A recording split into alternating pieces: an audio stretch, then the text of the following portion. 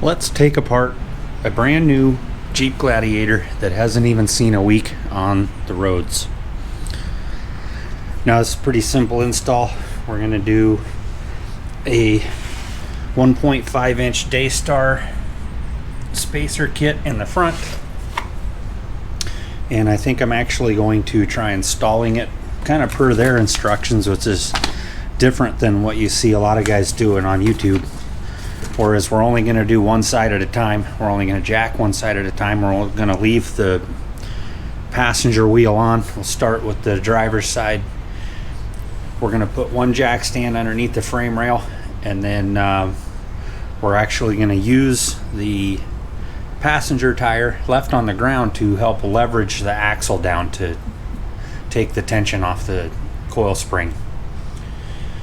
So I'm going to go ahead and get the jacks in place and get this wheel off, and then we'll go from there.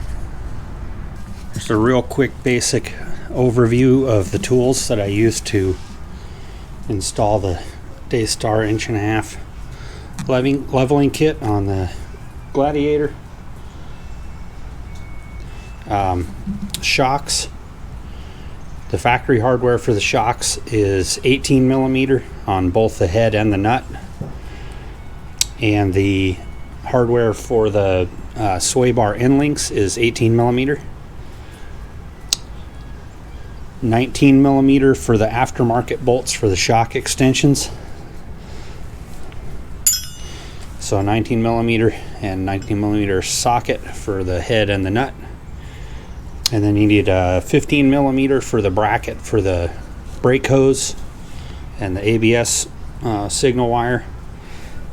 I used the 13 millimeter and some 12 millimeter socket to tighten down the small bolt for the shock extension. A little screwdriver to get the fir tree out of the cable that holds the four-wheel drive disconnect wire harness, so you can get some slack in that. 22 millimeter socket for taking the lug nuts off, and a torque wrench for torquing all your hardware. I don't have the exact torque specs, but they are floating around online. And some of this other stuff's just miscellaneous. I mean, I kind of went over just the basic stuff that you could use. I also cheated a little bit and used my Milwaukee impacts to speed things up a little bit. So I got so excited I started without you guys. So first thing, we remove this clip that holds the brake hose and probably the ABS sensor, and I've already knocked loose the lower shock mount. Next we're gonna loosen up the lower sway bar end link bolt, and then we should be, according to the instructions, because I'm using the actual Daystar instructions, we're going to lower this axle down with the passenger tire still on the floor, and it should get that spring loose. So let's go ahead and do that. Putting this little 3/8 Milwaukee to test.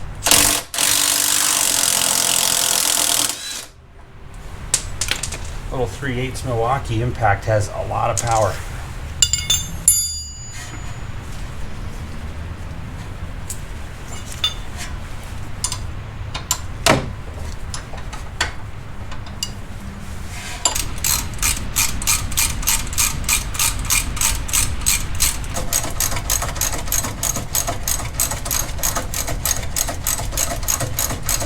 Alright, I'm going to lower this axle down just a little bit to get that sway bar bolt out there. Now before I lower this anymore, we're going to double check that nothing's going to get pulled tight.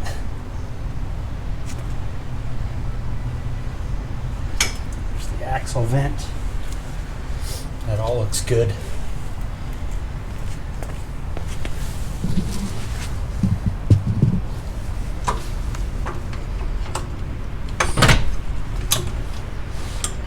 So we've got the frame supported with a jack stand.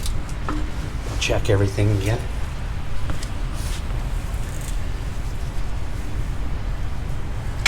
That's still good. I don't have any of the electronic diff options, so there's no wire harness for that to worry about. Looks like we can keep coming down some more.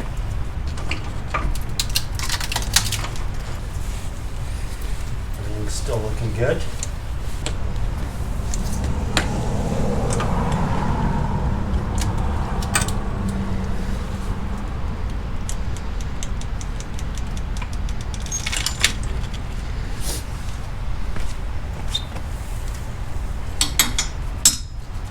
It's all still looking good.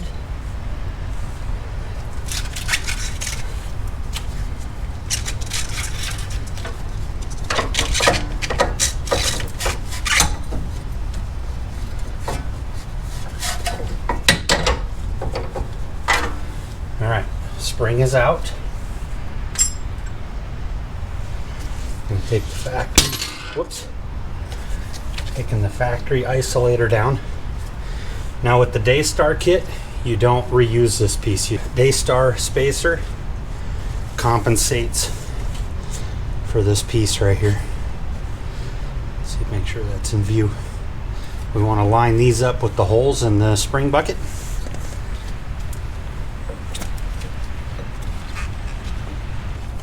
I need more hands.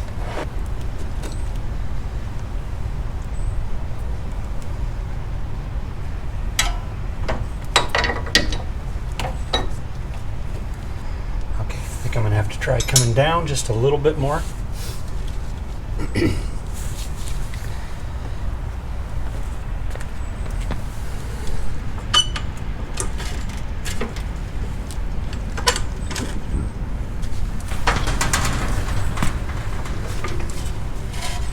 Alright. Our little rubber teats are still in position. So we're going to curl this spring around until the bottom loop of the coil spring is lined back up with the lower isolator. And then we're simply going to jack this back up, put all the bolts back in.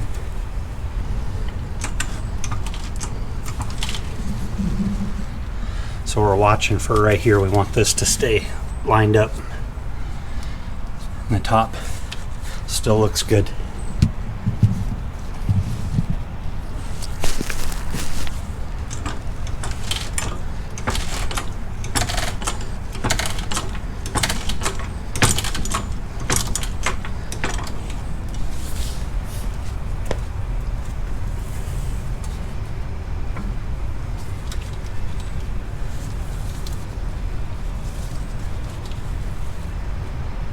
Everything's looking great.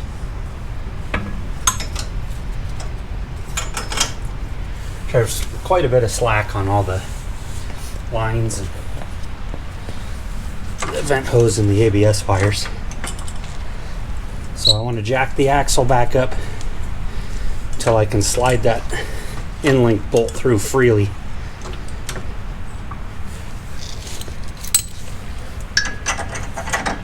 Right like that.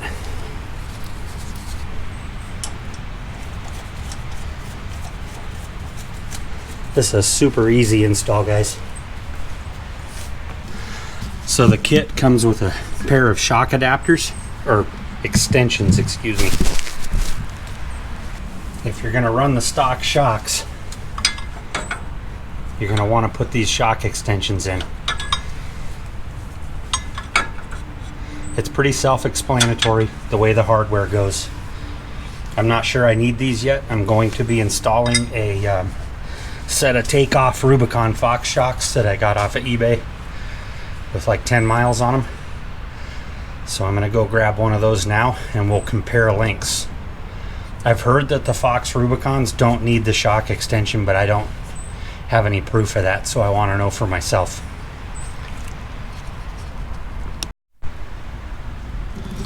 Okay, so here's one of our Fox shocks, and just holding it up to a stock Sport S shock, I'm going to say that they're essentially the same length. So I'm going to go ahead and put in these shock extensions.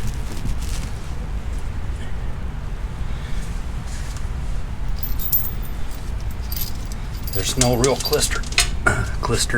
there's no real crystal clear instructions on how the hardware goes for this, but I would say that this is pretty self-explanatory.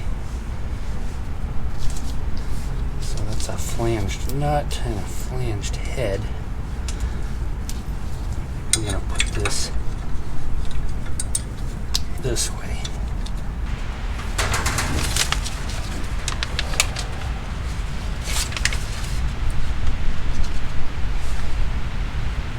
Okay, that's kind of interesting.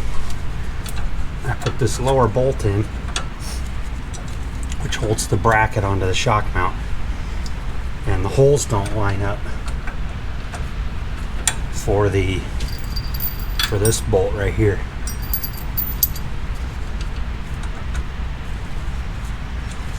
So I'm going to play around with that a little bit, see if I can't get that to fit right. Okay, so this bracket's kind of cheesy in my opinion, but it'll work. Okay, so I'm going to make the command decision to drill a second hole. So this is the factory hole, pre-existing hole. I'm going to drill another hole right here, which will put that bracket on completely square and not be trying to bend the bolts up to suck up the difference. And then we'll see how that works. So I'm going to drill that hole now, and then we'll put the bracket back on. Alright, so my pro tip of the day is don't buy cheap, crappy drill bits. And you can drill through this stuff like it's butter.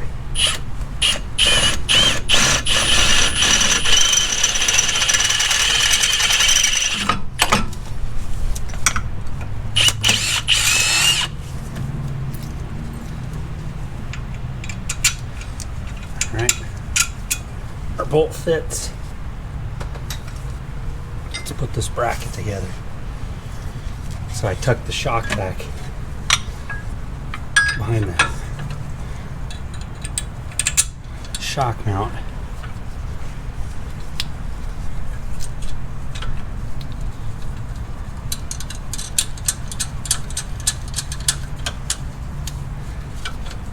Oh, look at that. Everything fits and it's square now. And I'm not trying to bend this bottom bolt in half because there's a pie-shaped gap in there. Anytime you buy anything aftermarket, you can never expect it to just be 100% perfect. There's a lot of variables that go into putting these kits together, and it's pretty rare that everything's just perfect. So if an engineer designed that bracket to go in with the hardware all crooked like that, I would like to talk to him and find out why.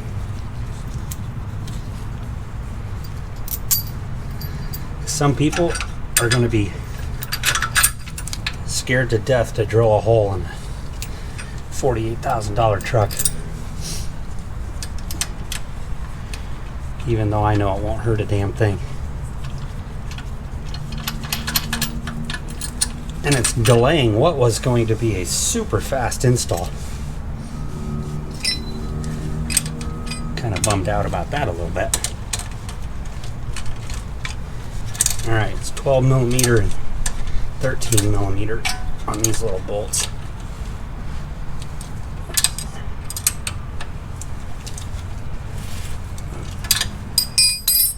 Let's see what these...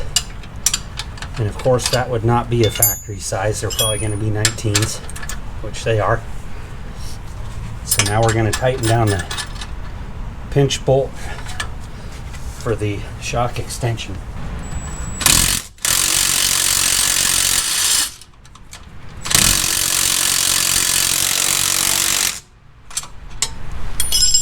Okay, I don't want to tighten that down all the way yet because sometimes you can't get the shock back in here. Although we're not tight yet because the spacer's still floating around in there. But I think I'm going to go ahead and pull these shocks all the way off and get the Fox shock put in there, and then we'll carry on. We're almost done with the driver's side. Got the factory shock out. The top mount on the factory shock is a long bolt, no nut. The nut is built into the tower. Here's our Fox shock. Took me a minute to figure out which way these go on. Make sure. I knew that the Fox the decal went up, but there's a pocket down here in the shock shaft protector. That opening goes towards the axle from the pictures that I've seen online. So to put this guy in, let's see if I can get a shot of this. The inner fender liner is really flimsy, so you just pull it out a little bit to get the bolt in.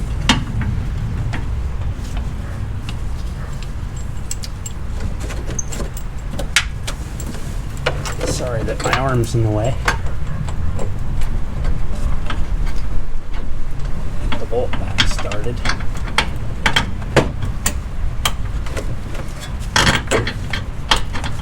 It's a really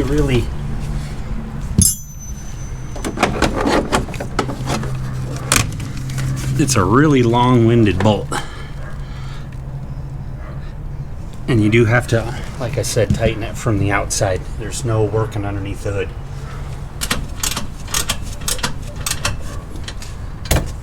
Okay, we will torque that down in a minute. Let's get the bottom set up. So what I'm going to do is just go ahead and lower the axle back down until the lower bushing lines up with the new bracket using the floor jack. That way I don't have to try and fight the shock.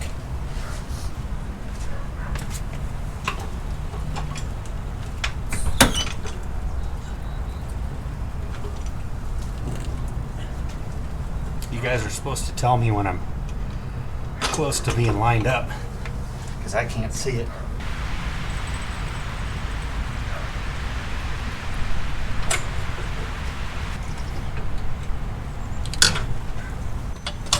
There we go. Always try and make things easier on yourself, not harder.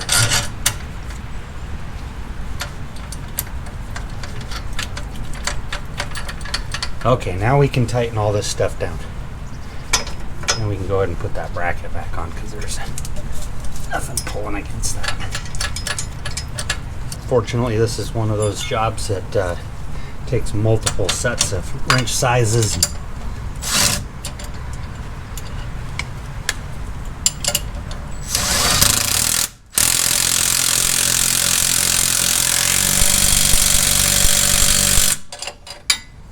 I will take a torque wrench to these when I am done.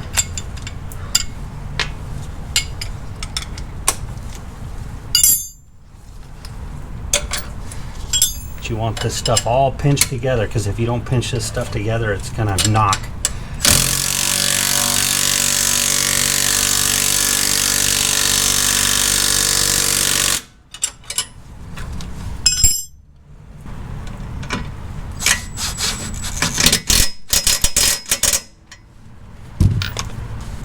Okay, so we've got to torque all 3 bolts on the shocks, get this sway bar hooked up.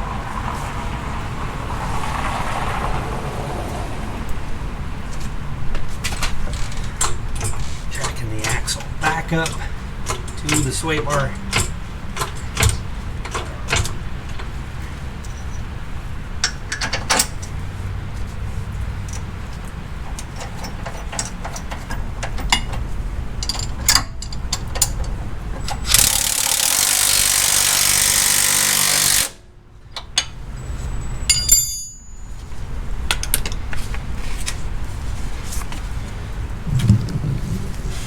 Okay, so Les taking a torque wrench to all the shock bolts and this sway bar end link. This side is done. Our tang is still lined up in the lower isolator. Top isolator is fully seated. So we are looking pretty good. And that's pretty much it. The passenger side is essentially going to be identical, so I'm not really going to show that because there's no reason to. I think if somebody's seen this side, they can figure out the other side. I'm going to get this stuff torqued up and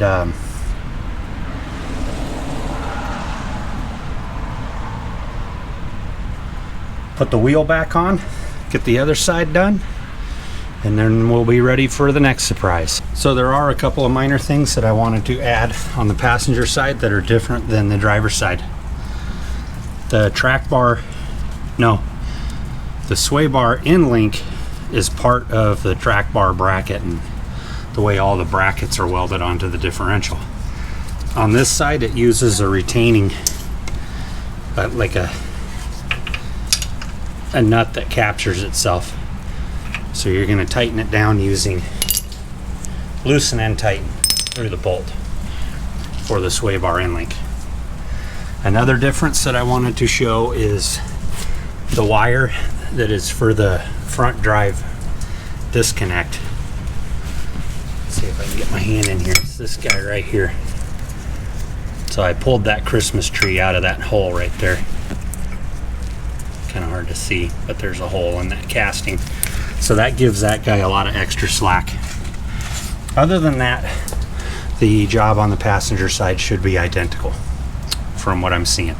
If there's anything else, I'll chime back in a minute. Okay, so we got another fun fact on the passenger side. So on the passenger side, that hole right there is different than on the driver's side, and the shock extension actually lines up. Now I just went and verified to make sure I'm not an idiot that these brackets were identical, and the brackets were identical. So unless I missed it in the instructions, on the driver's side you're probably going to have to re-drill that hole to get this bracket to fit square like that. In other words, you don't want it sitting like this and then tighten that bolt down on the bottom. You want this thing to sit on there nice and flat. So getting back after it. But other than that, here you can see we're 1.5 inches taller in the front, and I'm still waiting. I got the Daystar 3/4 inch spacer, spring spacer for the back, and I think that's going to look just about perfect. Soon enough we'll be going to a 33-inch tire. I don't want to go any taller than that because we will be towing with this during the summer quite a bit.